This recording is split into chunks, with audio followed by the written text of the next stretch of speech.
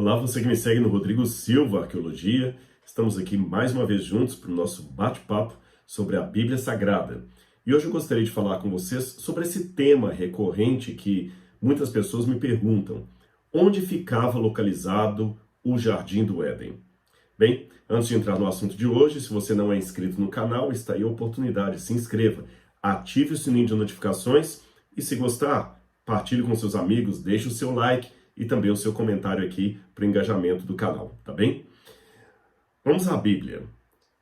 Gênesis capítulo 2, versículos 8 em diante, começa a contar a história do Jardim do Éden, um paraíso especial preparado por Deus para colocar nele o casal humano que ele também havia acabado de criar.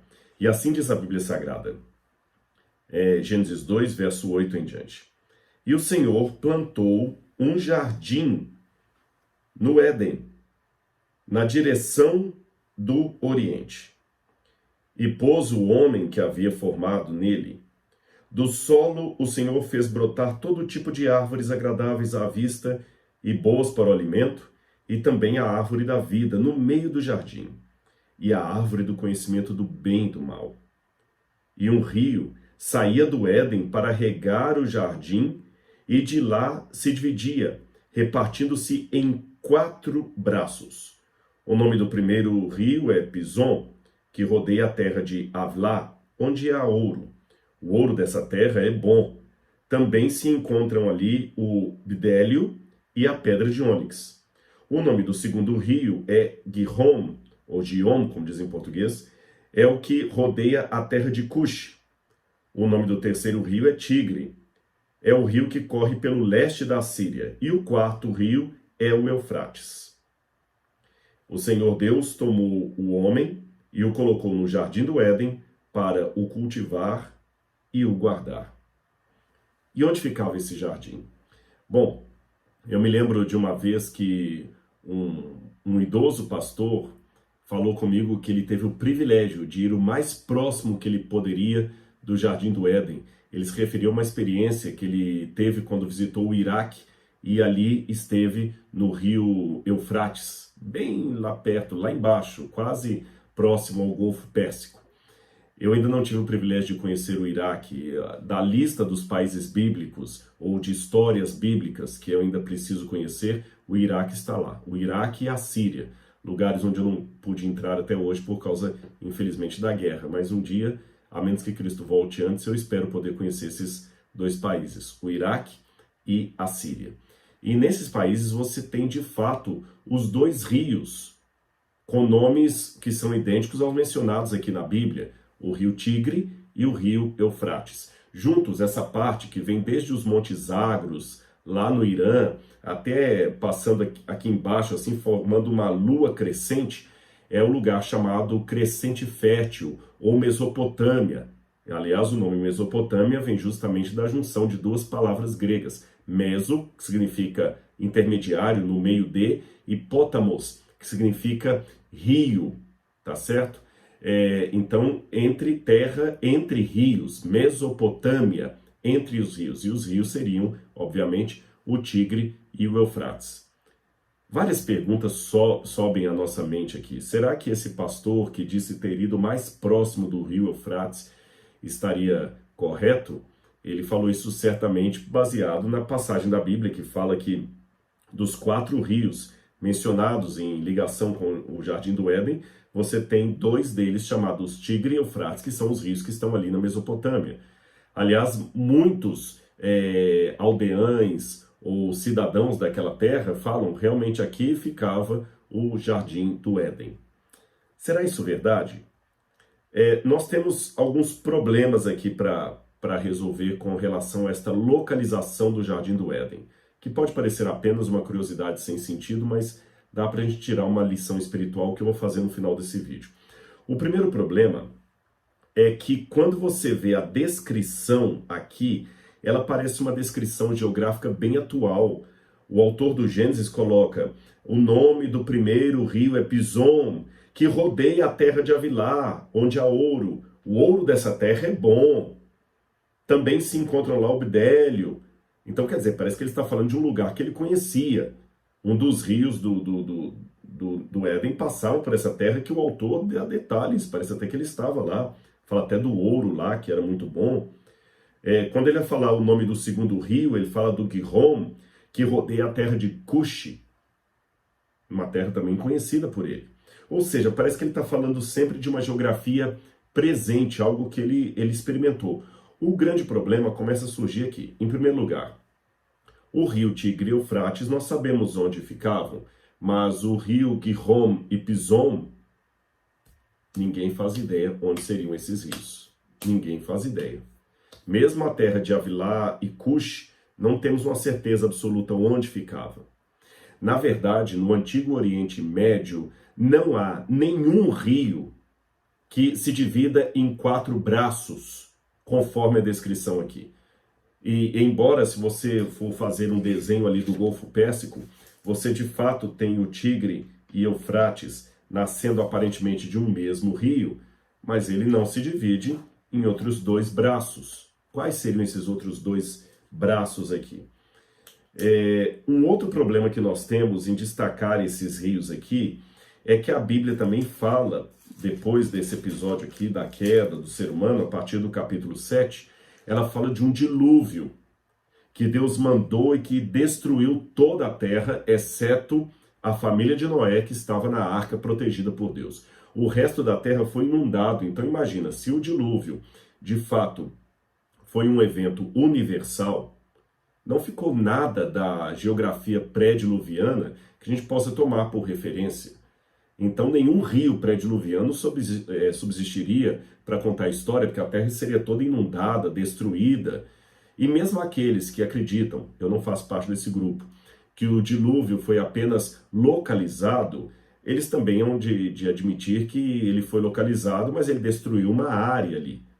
Como é que um rio pré-diluviano sobreviveria depois do dilúvio? Não faz sentido isso aí. Os rios mudam de curso, fora o fato, como eu já falei, que não existe geograficamente nenhum rio que dá 4 braços ali na região do Oriente Médio, exatamente 4 braços, e o Tigre e o Eufrates que temos hoje são 2 braços. Onde é que estão o Gihon e o Pison?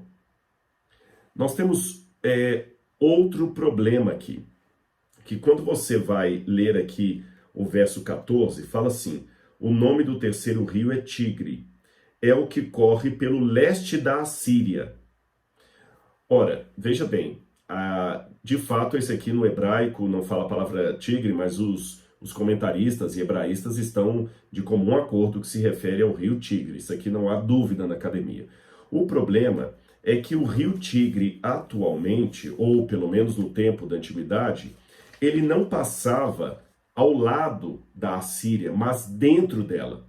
E aqui diz, o rio Tigre que corre pelo leste da Assíria. No original hebraico está o rio Tigre que corre em frente à Assíria. É porque sempre que eles iam descrever o Oriente, eles descreviam na perspectiva de algo que está de frente de. Então o que o texto bíblico está querendo dizer é o seguinte, que o rio Tigre passava aqui e que ele estava justamente em frente da Assíria, ou pelo leste da Assíria. Então dá a entender que aqui estaria, nessa bolinha, a Assíria, tá vendo? E ao leste dela estaria o rio Tigre, ou seja, defronte dela. O problema é que o rio Tigre não está defronte da Assíria. Ele está passando pelo meio da Assíria. Alguns especialistas antigos, como Seis, diziam que, na verdade, o texto estava falando de Ashur, a capital da Assíria. E Ashur, de fato, ficaria aqui e o rio passaria diante dela.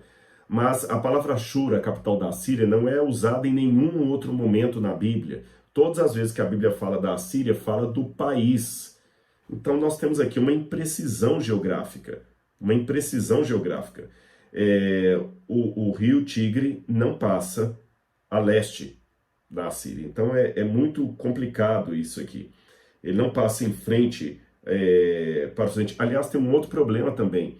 Quando eu pego a capital, Ashur, ela está o rio está no ocidente dela e não ao oriente. Tem esse outro problema para resolver também. Então tem uma imprecisão geográfica aqui. Bom, tentativas houve as mais diferentes de tentar localizar o Éden, tentar corrigir essas discrepâncias históricas aqui. A terra de Cush, para muitos, seria a Etiópia.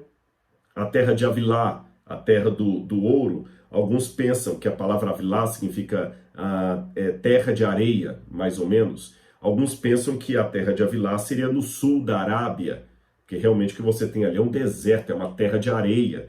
Então, no sul da Arábia que ficaria a terra de Avilá. Aí alguns, com base nisso, até acreditam que, quando a Bíblia fala, eu vou tentar mostrar um mapa para vocês aqui, que o rio Pison seria provavelmente esse rio aqui, Oxus, que também é chamado de Moram Edem, que é um rio que fica ao norte, a Mudaria, melhor dizendo. O nome dele seria a Mudaria, que ficaria onde hoje seria o Irã, seria a Pérsia. Então o rio ficaria aqui.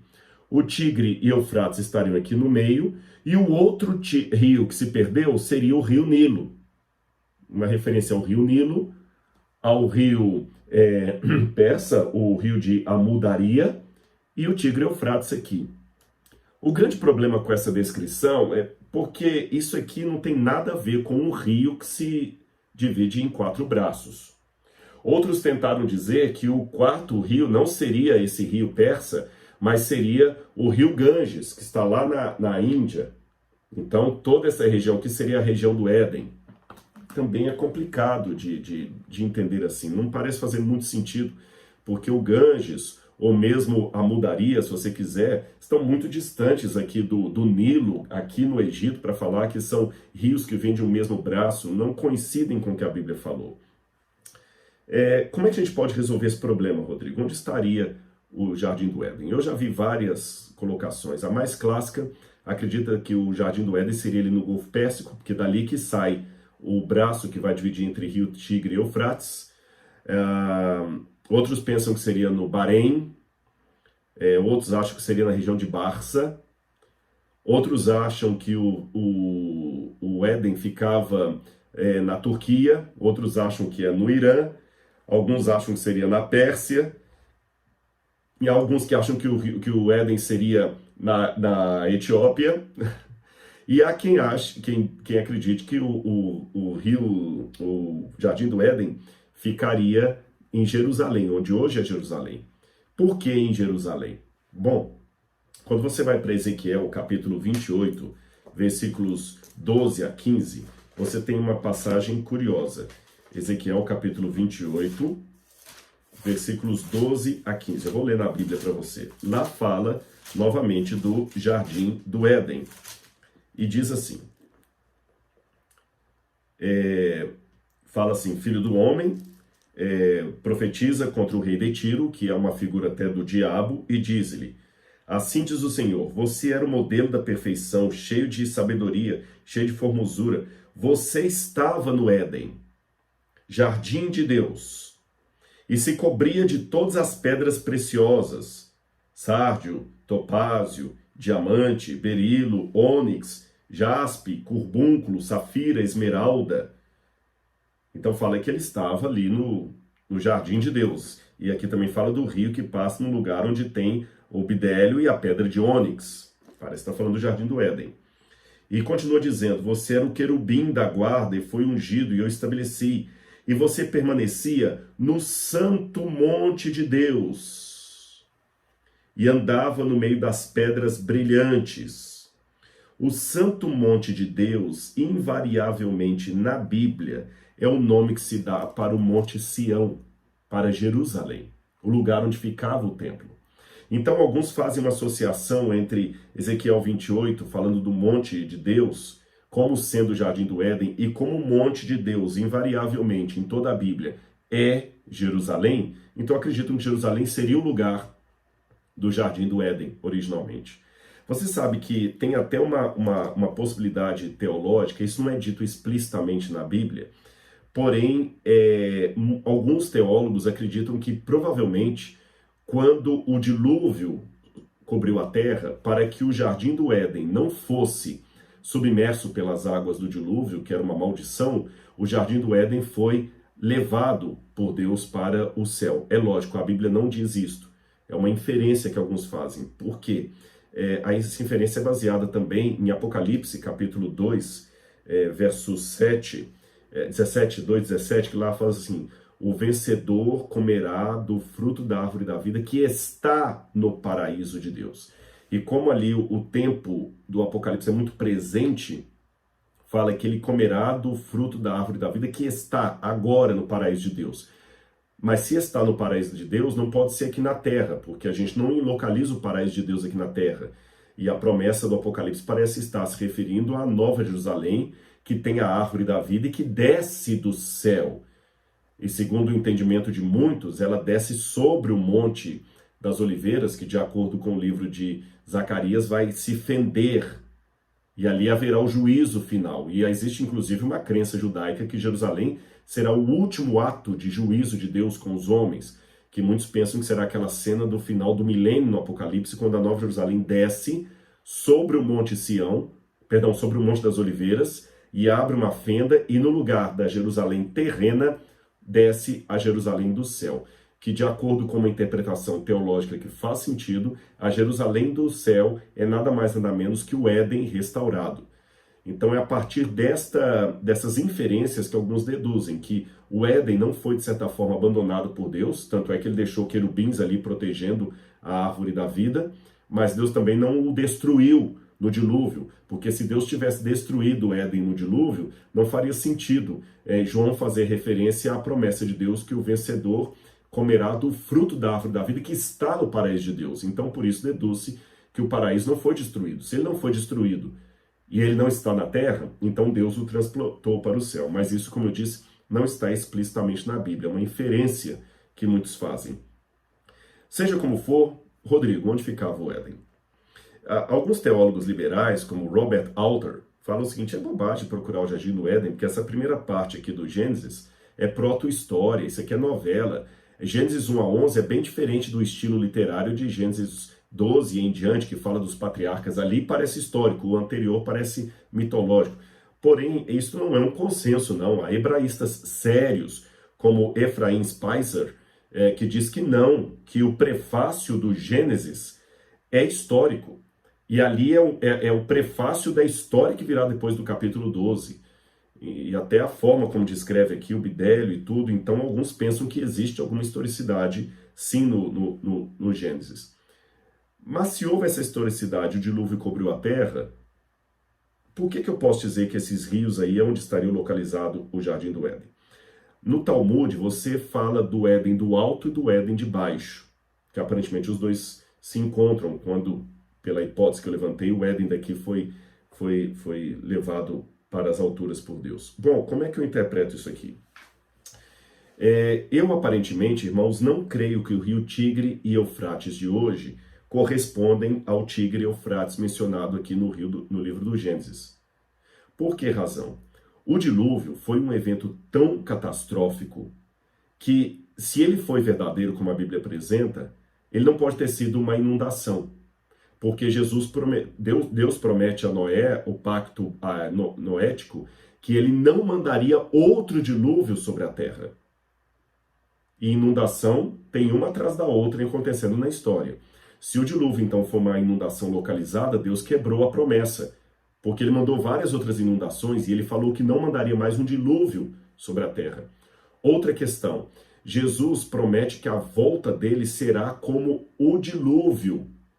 Aliás, até o apóstolo Pedro fala, assim como Deus destruiu aquela humanidade pelo dilúvio, destruirá agora novamente pelo fogo. Então a comparação, o paralelo que tanto Pedro quanto Jesus fazem do fim dos tempos e do dilúvio, mostra uma universalidade, porque o fim dos tempos, o juízo final, a volta de Jesus, é um evento de característica global, universal. Então o dilúvio também tem de ter sido um elemento global, universal. E quando você vê pela geologia, mesmo a geologia evolucionista, ela admite que a Terra passou por catástrofe, ou catástrofes no passado, que dizimaram todo o planeta. Por exemplo, pergunte para um evolucionista como é que os dinossauros desapareceram. Ele vai falar que provavelmente foi um astroblema, um meteoro que caiu do céu, ali mais ou menos onde hoje é o Golfo Pérsico, e causou aquele cataclismo que sepultou animais, paquidermes, destruiu os dinossauros. E depois que veio, no outro período aí, a geração dos seres humanos. Se eu trabalhar com a hipótese que essas múltiplas catástrofes universais que os geólogos evolucionistas apresentam pode ter sido tanto uma, ou seja, o dilúvio, aí realmente eu posso mais uma vez ratificar que a Terra não poderia ter hoje sobrevivido nada da geografia ou da geologia pré-diluviana. Só para você ter uma noção, em geologia há dois tipos de eventos, o ordinário e o extraordinário. O evento ordinário é aquele que acontece aos pouquinhos, que a gente nem consegue testemunhar. Uma erosão, um envelhecimento de um edifício. Por exemplo, se eu pegar essa casa que eu moro aqui e deixá-la sem manutenção, ao léu, tomando sol, chuva, sem manutenção, um dia ela vai cair. Mas vai ser daqui a uns 400 anos, talvez daqui a 400 anos, sem nenhuma manutenção, um dia essa casa cai. Aí, quando ela cair, alguém pode falar assim, realmente, essa deve ser uma casa de 400 anos, porque ela está tão envelhecida e agora ela caiu. Porém, um terremoto poderá fazer essa casa cair em 2 segundos, mesmo que ela tivesse sido construída há 1 ano. O terremoto é um evento extraordinário. Ele produz, em poucos minutos, o que o evento ordinário demoraria 400 anos. Percebeu?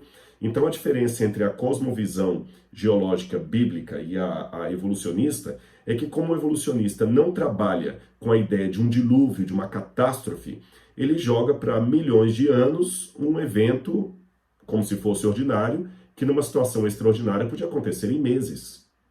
Um tsunami destrói toda uma cidade em meses e sepulta tudo rapidamente, enquanto que uma erosão vai demorando séculos para obter o mesmo efeito. Então, partindo do pressuposto que mesmo na evolução eles trabalham com a ideia de um meteoro que bateu na Terra e destruiu todos os dinossauros e tudo mais, eu posso trabalhar que o dilúvio é uma catástrofe, um catastrofismo que ocorreu em toda a Terra e causou a quebra da Pangeia, que os continentes se dividiram,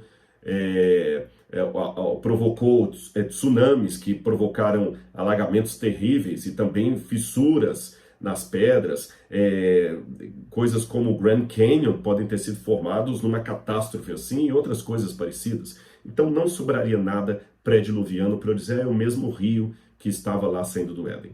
Esse é um primeiro ponto. Eu tenho uma outra explicação. Para mim, quando você vai, por exemplo, aqui no Brasil, no Rio de Janeiro tem uma cidade chamada Nova Friburgo. A TV Novo Tempo ficava lá. Por que Nova Friburgo? Porque os que moraram ali no início eram descendentes daqueles que vieram da Alemanha, onde tem a cidade de Freiburg. Então lá tem a cidade de Freiburg, eles aportuguesaram para Friburgo e criaram Nova Friburgo.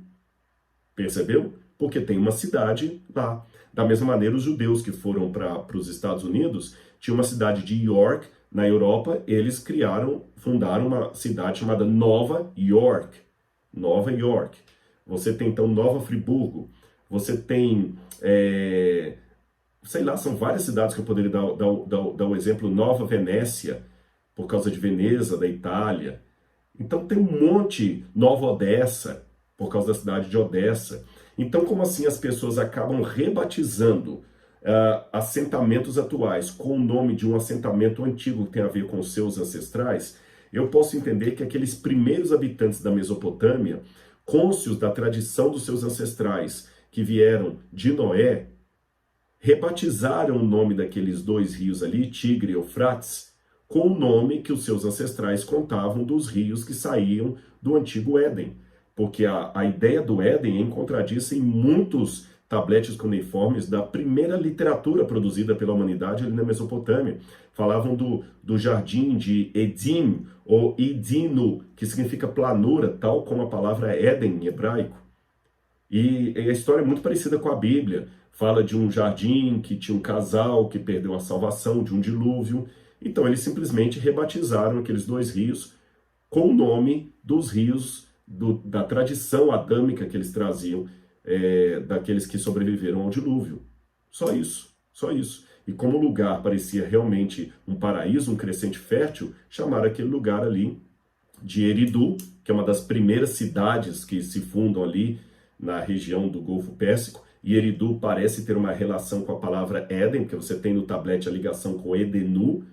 E de Eridu, os dois rios que saem ali, eles falavam Tigre e Eufrates. Só isso.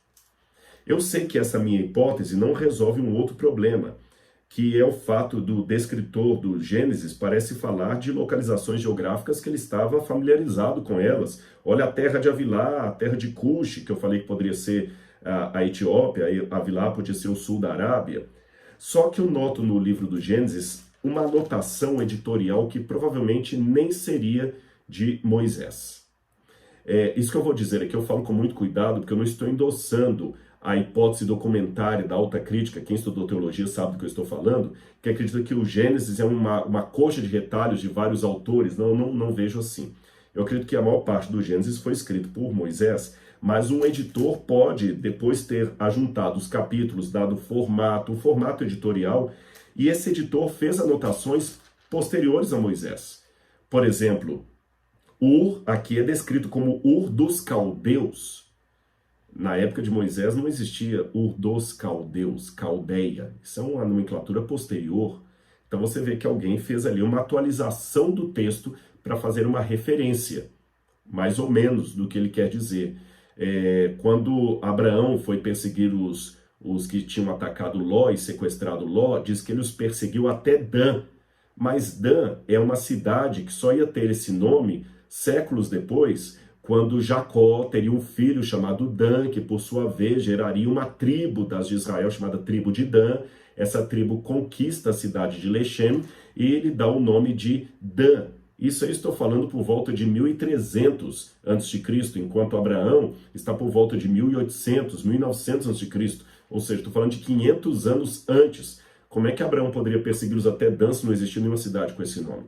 Essas atualizações são similares àquela que os historiadores usam quando falam em 1500, Pedro Álvares Cabral descobriu o Brasil. Ele não descobriu o Brasil, não tinha nenhum país com esse nome. Como é que você vai descobrir uma coisa que não existe? A rigor, Pedro Álvares Cabral, em 1500, descobriu uma terra que muito tempo depois viria a ser chamada Terra de Veracruz, Terra de não sei o que mais, tal, Terra Brasil, Terra do Brasil. Mas para não complicar com tantos detalhes, o historiador facilita. Ele descobriu o Brasil. Cristóvão Colombo, em 1496, descobriu a América. Ele descobriu a América. Ele nem sabia que aquele continente ia se chamar América. Ele descobriu uma terra que depois se chamaria América. Então essas atualizações anacrônicas da história também estão aqui no texto do Gênesis. E eu acredito que esse mesmo editor que fez algumas anotações anacrônicas aqui, também fez algumas anotações. Olha, o primeiro rio é o Pison, que rodeia a terra de Avilá. Olha, ele fez uma anotação. Por que ele fez essa anotação? Dando mais ou menos as coordenadas geográficas, a partir de onde eles imaginavam que poderia ser a região do Éden, na Banda do Oriente. Porque é importante notar também que Éden é o nome de uma região. Uma região. E o Senhor plantou um jardim no Éden. É que, pela tradição histórica, a gente acabou chamando o jardim também de Éden, assim como chamamos Mar da Galileia, o lago que fica na Galileia, mas a rigor, Galileia não é só o nome do lago, Galileia é uma região, a região da Galileia. E na região da Galileia tem um lago que também é chamado Lago da Galileia. Então, na região do Éden, tem um jardim que também é chamado de Éden. Simples assim. Mas a região do Éden é maior do que o jardim do Éden. Tanto é que, quando vai falar dos rios, fala assim, um rio saía do Éden para regar o jardim. Então o rio nem nascia no jardim. Ele nascia na região para regar o jardim. E o autor, pelo menos dessa anotação aqui, imaginava que, mesmo com a configuração atual, provavelmente o local dessa região do Éden, antes do dilúvio, seria aquele local que hoje nós chamamos de Oriente Médio ou Crescente Fértil. Só isso. Mas não a localização precisa do jardim. Eu sei que você pode ficar um pouco desanimado. Poxa, eu pensei que o Rodrigo ia responder, então onde era o Jardim do Éden? Então não é lá no Iraque? Não. Mas eu quero ler para você uma passagem aqui de Lucas, capítulo 17, verso 20 em diante. Indagado pelos fariseus sobre quando viria o reino de Deus, o Jardim do Éden restaurado, Jesus lhes respondeu: o reino de Deus não vem com visível aparência, nem dirão, ele está aqui ou está lá, porque o reino de Deus está entre vocês. Algumas Bíblias traduzem, o reino de Deus está dentro de vocês, mas eu não gosto muito dessa tradução. Pelo contexto grego aqui, não dessa parte só, mas de todo o capítulo, Jesus estava se referindo a si mesmo, porque ele estava no meio dos fariseus. Tá certo? No meio dos fariseus. O reino de Deus está aqui. Ele não vem mais com visível aparência por causa do pecado. Veja o que aconteceu. Depois do pecado, Deus apareceu para o povo de Israel na montanha do Getsem, do Sinai. E Deus falou com Moisés: Moisés, faça um santuário ali no meio para que eu possa habitar no meio do povo. O que significa isso? O Éden era o santuário onde Deus habitava no meio do seu povo. Agora que esse santuário não estava mais aqui, Deus fez um santuário provisório onde ele habitaria no meio do povo. Esse santuário depois virou um templo na cidade de Jerusalém, onde Deus habitaria no meio do seu povo. Talvez por isso que muitos judeus entenderam Jerusalém como sendo o Éden espiritual. Mas esse templo foi 2 vezes destruído. E Jesus esteve aqui como sendo o santuário de Deus no meio do povo. Mas Jesus foi embora. Mas ele deixou o Espírito. E no Evangelho de João ele fala: se alguém me amar, guardará minha palavra. E eu e meu Pai viremos para ele, faremos nele morada. E quando ele fala do Espírito Santo Consolador, no mesmo Evangelho, ele fala: o Espírito já está convosco, mas estará em vós. Ou seja, através do Espírito Santo, Cristo habita em mim. E quando ele voltar nas nuvens do céu com poder e grande glória e com a nova Jerusalém depois do milênio, nós estaremos de novo no Jardim do Éden. Mas o que faz do Éden um paraíso? Não é a árvore do conhecimento do bem e do mal, principalmente não é mesmo esta. Não é a árvore que tem o fruto da vida eterna. Não é o rio da água da vida. O que faz daquele lugar um paraíso é a presença constante do próprio Deus. E é por isso que o Apocalipse, ao encerrar as suas palavras, fala sobre a Nova Jerusalém, que ali nós vamos ter o rio da água da vida, a árvore produzindo frutos para a saúde dos povos, e todos viveremos para sempre. Mas também diz, Apocalipse capítulo 22, ali não vi santuário, porque, Apocalipse 22, versículo 3, não mais haverá qualquer maldição. Nela está o trono de Deus e do Cordeiro. Os seus servos contemplarão a sua face, e na sua testa terão gravados o nome dele. Ou seja, e também no capítulo 21, verso 22, não vi ali nenhum santuário, porque o seu santuário é o Senhor Deus poderoso e o Cordeiro. Quer saber onde hoje, antes que a Nova Jerusalém volte, está o Jardim do Éden? Depois dessa mensagem aqui, desse vídeo, olhe no espelho. Porque se você entregou sua vida a Jesus e Ele está morando em seu coração, você passa a ser o Jardim do Éden nessa terra. Então o Jardim do Éden não está lá no Iraque, entre o rio Tigre e o Eufrates. Ele está aqui agora, olhando para mim, você. Você é o jardim, é o paraíso de Deus.